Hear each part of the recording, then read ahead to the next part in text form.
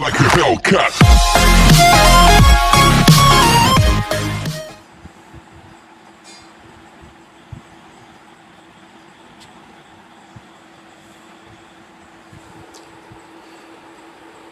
Hello, all of you.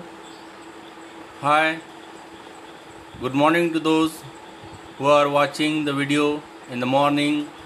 Good afternoon to those who are watching the video in the afternoon, and good evening to them, those who are watching the video in the evening.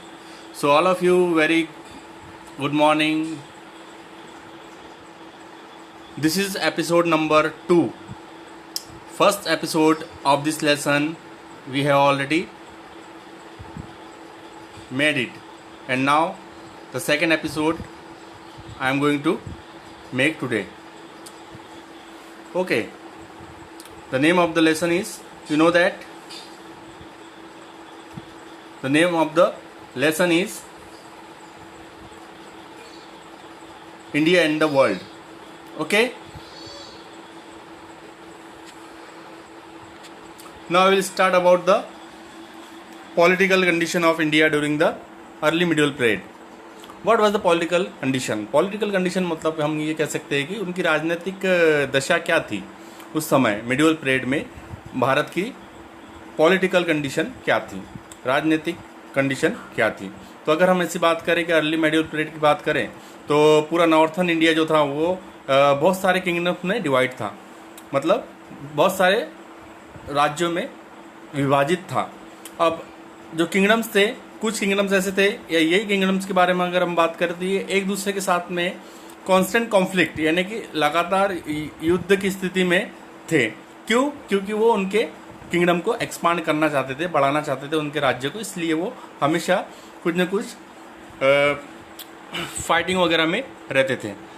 अगर हम बात करें तो south में बहुत सारे kingdom है ऐसे, जो जिसमें से एक बहुत ही फेमस है जो चोला किंगडम के नाम से जाना जाता है, और बहुत पावरफुल भी किंगडम था वो चोला किंगडम. अब अगर हम बात करें चोला किंगडम के बाद में कोरामंडल मद्रास, तो वहाँ तक उसकी पहुँच थी, मतलब चोला किंगडम की पहुँच हम अगर बात करें उसकी, तो कोरामंडल और मद्रास तक उसकी पहुँच थी, या वहाँ तक उसकी सीमा थी, या यूँ कह सकते हैं वहाँ तक उसका लिमिट या एंड था. लेकिन उसके बाद में अगर हम बात करें 9th सेंचुरी की, 9th सेंचुरी में जो चोला किंग्स थे, उन्होंने टेंजोर को अपनी कैपिटल बना लिया था after defeating the Pandya rulers. Pandya rulers यानी पांड्या किंगडम के रूलर्स को डिफीट यानी हराने के बाद में उन्होंने टेंजोर को अपनी कैपिटल यानी राजधानी बना ली. उसके बाद में चोला रूलर्स जो थे वो उन्होंने अपने क्या किए, किंगडम्स को डिवाइड करना चालू कर दिया, और उन्होंने क्या किया, जैसे कि अलग अलग यूनिट्स उन्होंने बनाना चालू कर दी. जैसे कि भाई एडमिनिस्ट्रेशन की अलग एक यूनिट उन्होंने बना दी ताकि उससे एफिशिएंट एडमिनिस्ट्रेशन हो सके. फिर उन्होंने इकोनॉमी को कंसोलिडेटेड कर दिया यानी संग्रहित कर दिया. उसके बाद में उन्होंने लिटरेचर को अपना पैट्रोनेज बना दिया, यानी लिटरेचर के बहुत ज़्यादा वो शौकीन थे. आर्ट, आर्किटेक्चर, लिटरेचर, इनके बहुत ही ज़्यादा वो शौकीन थे, और उसमें उन्होंने बहुत हद तक महारत भी हासिल कर ली थी, क्योंकि उन्होंने ऐसे ऐसी चीज़ें बनाई जिनका आज की तारीख में कहीं से कहीं तक कोई कनेक्शन नहीं है, या यूँ कहिए कि बिल्कुल यूनिक है वो. फिर उन्होंने क्या कि उनके पास में बहुत अच्छी नेवल फ्लीट भी थी, जिससे जहाजी आर्मी के रूप में उनके पास में एक बहुत पावरफुल नेवल फ्लीट थी. फिर अगर हम बात करें कि इन 1025 AD, तो चोला किंगडम में चोला किंग राजेंद्र फर्स्ट था. अब राजेंद्र फर्स्ट ने क्या कॉन्कर किया, क्या जीता उन्होंने, मलया एंड सुमत्रा आइलैंड्स, ये 2 आइलैंड्स उन्होंने जीते. और उसके बाद में Chola kingdom had trade relation with the China and countries of South Asia. और चोला किंगडम की इतनी हद थी कि वो बाहर के देशों से भी उन्होंने ट्रेड रिलेशन बनाए, जैसे कि चाइना और कुछ साउथ एशिया के देश थे. तो यहाँ तक हम समझ में आता है हमको कि पॉलिटिकल कंडीशन क्या थी हमारे भारत की उस समय जब मिडिवल पीरियड चल रहा था। अब हम बात करते हैं Europe in medieval period. Europe की क्या कंडीशन थी, क्या दशा थी, क्या चल रहा था यूरोप का मिडिवल पीरियड में। तो हमने देखा कि जैसे ही पतन हुआ रोमन एम्पायर का यूरोप में, उनके पतन होने के बाद में ही, जैसे यूरोप में 5th सेंचुरी एडी की बात है, तो many places small regional powers emerge. बहुत से छोटे छोटे रीजनल यानी जो आसपास के एरियाज है वो पावरफुल तरीके से इमर्ज हो गए, यानी कि खुलकर बाहर आए। और this small rulers in order to maintain their power used to give a piece of land instead of cash salaries to officers in return of military help. और वो क्या करते थे, ये छोटे छोटे राज्य जो थे, वो स्मॉल रूलर्स जो थे वो क्या करते थे, पावर को मेंटेन करने के लिए, उनका जो पावर था या उनको मेंटेन करने के लिए, उसको बराबर सुरक्षित करने के लिए वे क्या करते थे कि एक पीस ऑफ लैंड यानी एक भूमि का टुकड़ा जो है वो कैश या सैलरी के बदले ऑफिसर्स को देते थे। और ऑफिसर्स से इन रिटर्न वो क्या चाहते थे, मिलिट्री हेल्प चाहते थे। तो इस तरीके से उनका जो है वो संयोग या संयोग उनके साथ में चलता था। फिर बात हुई फ्यूडलिज्म की। फ्यूडलिज्म से आया, जिसका लैटिन वर्ड बोलते हैं हम फ्यूडम, जिसका मतलब होता है piece of land is granted in return for services, यानी जिसका मतलब होता है कि आपने किसी को ज़मीन दी, ज़मीन का टुकड़ा दिया और उससे कुछ बदले में सर्विसेज या कुछ सेवाएं उपलब्ध करवाई। तो अब हम देखते हैं कि the people who acquired such lands were known as feudal lords. और जो लोग ऐसी लैंड को एक्वायर करते थे उनको हम फ्यूडल लॉर्ड्स कहते थे। अब फ्यूडल लॉर्ड्स तो बहुत रिस्पॉन्सिबल थे फॉर सिक्योरिटी ऑफ देयर फ्यूडम, है ना। फ्यूडम की सिक्योरिटी के लिए बहुत ही जिम्मेदार पीपल कहलाते थे तो उनको कहते थे फ्यूडल लॉर्ड्स। अब फ्यूडल लॉर्ड्स तो उनकी सिक्योरिटी की रिस्पॉन्सिबिलिटी रखते ही थे। अब वो कहाँ रहते थे, केसल्स में, मतलब बहुत अच्छे से, यानी बहुत ही अच्छा बना हुआ केसल्स, मतलब हम कह सकते हैं कि बहुत ही सुंदर सा एक उनके पास में रहने के लिए जगह थी। उसके बाद में उनके पास में एब्सोल्यूट पावर था और देयर प्रेजेंट वर्कर्स, जो उनके किसान और उनके काम करने वाले लोग थे, उन पर उनका बिल्कुल एब्सोल्यूट पावर था, मतलब एकदम फुल दबदबा उनका फ्यूडल लॉर्ड्स का इन लोगों पर था। और वो खुद फ्यूडल लॉर्ड्स एक लग्जरियस लाइफ जीते थे। लग्जरियस लाइफ मतलब एक तो ऐशो आराम की लाइफ जीते थे। और जो पिजेंट्स या किसान थे उनके साथ में वो बहुत ही बेकार या गलत या अच्छा व्यवहार नहीं करते थे। फिर उसके बाद में सर्फ हेरिडिटरी लेबरर्स। सर्फ को हम बोलते हैं हेरिडिटरी लेबरर्स, यानी जो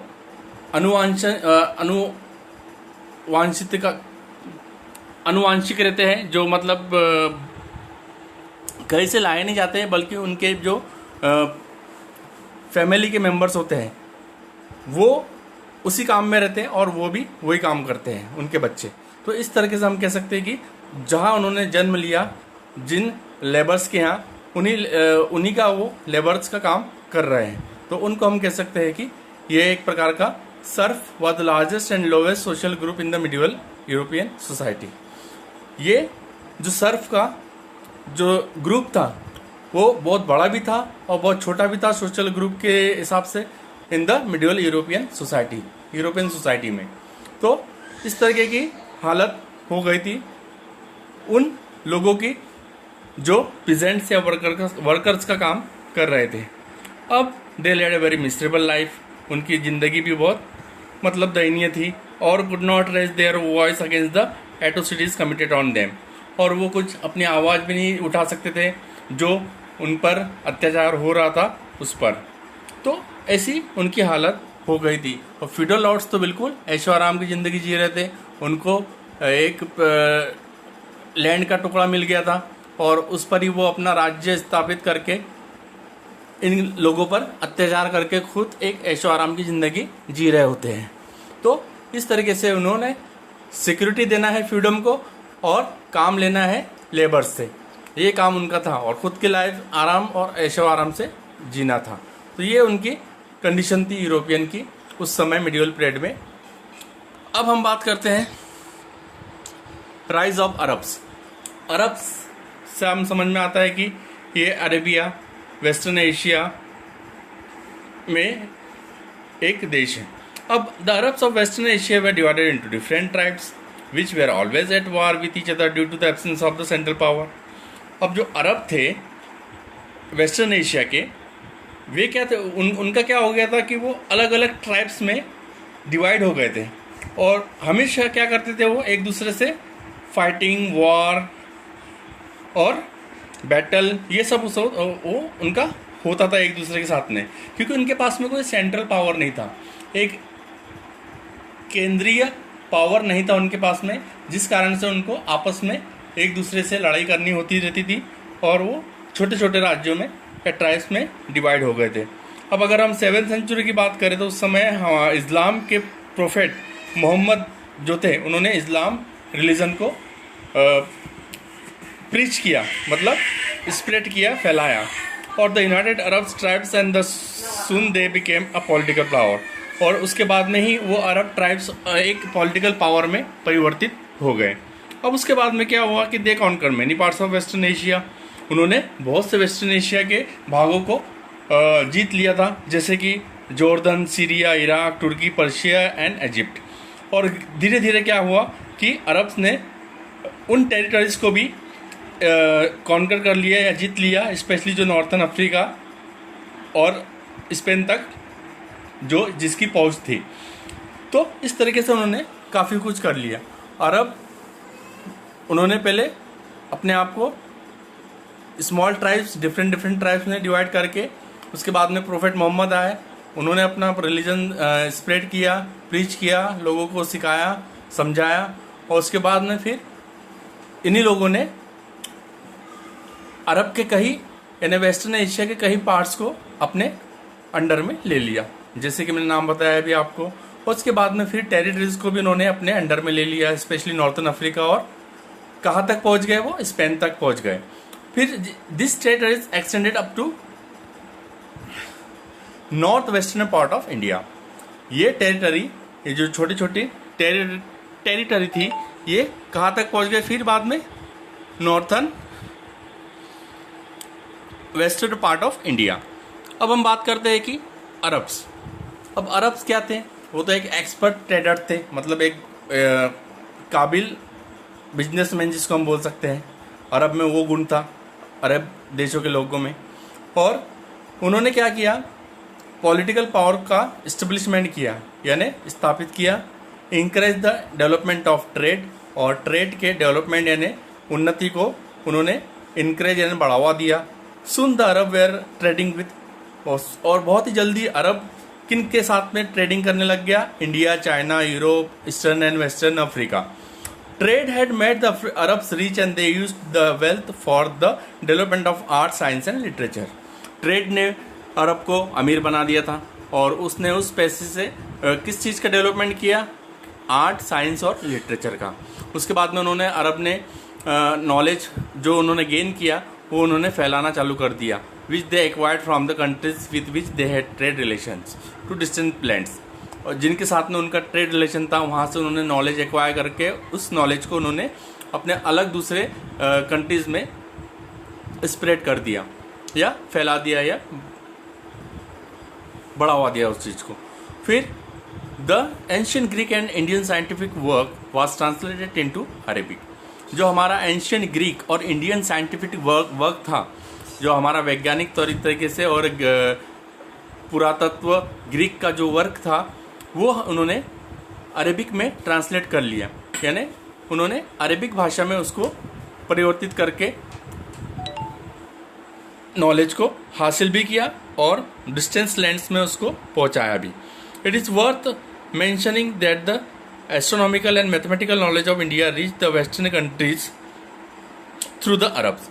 और ये बात कहना कोई गैरवाजिब नहीं होगा, इस चीज़ को यहाँ मेंशन करना कि जो हमारा एस्ट्रोनॉमिकल और मैथमेटिकल नॉलेज था, जो हमारा एस्ट्रोनॉमिकल और मैथमेटिकल नॉलेज था इंडिया का, वो वेस्टर्न कंट्रीज में अरब के थ्रू ही पहुंचा। यानी अरब ही ऐसा देश है जिसने हमारे बहुत सारे इंडियन नॉलेज को बाहर के देशों में पहुंचाया या फैलाया। The Arab also carried the new invention of China like gun powder, paper and compass to countries of Europe. और ये वही अरब देश था जिसने हमारे न्यू इन्वेंशंस को, यानी न्यू आविष्कारों को चाइना के, जैसे कि गन पाउडर था, पेपर था, कंपास था, इसको उन्होंने यूरोप की कंट्रीज यानी यूरोप के देशों में फैलाया या पहुंचाया। तो ये अरब देशों का जो था विवरण था। अब हम देखते हैं लास्ट पैराग्राफ में कि इंडिया जो था वो अरब के साथ ट्रेड तो कर ही रहा था और उसके साथ कांस्टेंट कांटेक्ट भी थे, है ना।